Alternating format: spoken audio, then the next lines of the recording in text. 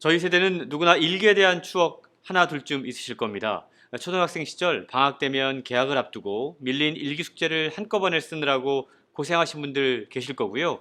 저는 날씨를 잘못 기재해서 밀려 쓴 일기라는 게 들통났던 적도 있습니다. 일기 쓰는 것 왜 그렇게 힘들고 지겨웠나 싶은데 지금 생각해보면 그때만큼 글을 통해서 하루를 정리하고 감정을 추슬렀던 적이 또 있었나 싶습니다.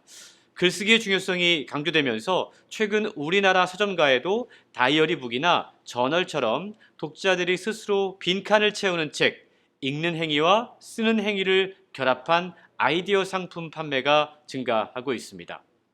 사실 그동안 우리나라 출판업계 종사자들에게는 다이어리북이나 저널 등 독자들을 귀찮게 만드는 책들은 잘 팔리지 않는다라는 업계 속설이 있었습니다. 다이어리북이나 저널은 스스로 기록하는 책인데요. 처음 몇 권의 다이어리북이 출시되고 입소문을 타면서 인기를 얻기 시작했을 때 대형 서점에서는 이 상품을 책으로 인정하느냐 마느냐의 논란이 있을 정도였죠. 그런데 영미권이나 유럽 지역의 서점가에서는 저널의 인기가 정말 대단합니다. 가족끼리, 연인끼리, 친구끼리 주고받을 수 있는 다양한 상품 구성이 있고요. 크리스마스, 부활절, 어머니날, 성년의 날 이렇게 중요한 이벤트가 되는 시즌마다 서점에는 별도의 매대가 마련되기도 하죠. 예를 들어서 5월이 되면 내가 엄마를 사랑하는 이유, 할머니가 사랑스러운 이유, 아이들에게 하고 싶은 엄마의 말 등 다양한 주제의 다이어리북에 친필로 메시지를 담아서 사랑하는 사람에게 선물로 건네는 것을 즐긴다고 합니다. 자기 자신을 위한 메모부터 누군가에게 선물하기 위한 친필 다이어리에 이르기까지 진심을 정돈된 글에 담아서 전하는 것만큼 상대에게 감동을 줄 수 있는 선물은 없을 테니까요. 최근 우리나라 서점가에서 화제인 5년 후 나에게 Q&A a day. 이 책은 2015년 말에 출간된 대표적인 다이어리북입니다. 보통의 다이어리북은 책을 펼치면 무엇을 기록해야 할지 약간 막막해지고 얼마 지나지 않아서 기록을 포기하곤 하는데요. 이 책은 5년 후 자신의 달라진 모습을 상상하면서 답변할 수 있는 365가지 질문이 담겨져 있습니다.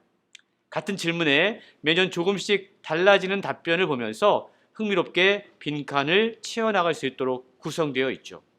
출간된 지 제법 오래된 책임에도 불구하고 5년 후 나에게 Q&A a day의 인기는 쉽게 사그라들지 않고 있습니다. 지난해 말에는 화려한 색감의 표지로 갈아입고 다시 독자들 앞에 나타났을 정도니까요. 장기화된 코로나 팬데믹 영향으로 자기 화해가 자기 개발서의 트렌드 키워드로 등장을 했습니다. 자기 개발이나 성장을 재촉하는 책들이 아닌 자신을 돌아보고 상처받은 나와 화해하며 자신을 위로하는 책들이 인기를 얻고 있기 때문인데요. 다이어리북도 일종의 치유의 글쓰기로 사랑을 받는 거겠죠. 사실 자기 자신을 살피고 돌보는 가장 좋은 방법은 글쓰기입니다. 5년 후 나에게 Q&A a day는 연예인들 사이에서도 큰 인기라고 합니다. 얼마 전 인기 예능 프로그램에 설이나 배우가 출연했는데 잠들기 전에 기타를 연주하다가 반짝거리는 Q&A 다이어리를 꺼내서 뭔가를 기록하는 장면이 나왔습니다. PPL이었던 것으로 짐작하지만 방송에 이 다이어리북이 워낙 자연스럽게 소개되면서 시청자들의 호기심을 자극하기에 충분했습니다. 그렇습니다. 최근 들어서 책의 가치와 의미가 달라지면서 출판 시장에도 혁명적인 변화들이 나타나고 있습니다. 5년 후 나에게 Q&A a day와 같은 다이어리북은 기존 서점뿐만 아니라 한 인터넷 물류 업체에서도 로켓 배송으로 받아볼 수가 있는데요. 빠르게 변화하는 세상에서 출판사도 서점도 변화할 수밖에 없을 겁니다. 더는 이런 책들은 반드시 잘 팔리고 저런 책들은 어쨌든 안 팔린다 이런 식의 생각은 하지 말아야 할 것 같죠? 방대하게 펼쳐진 책들 사이에서 길을 잃고 헤매는 당신을 위한 스마트한 길라잡이 홍수철의 북 내비게이션.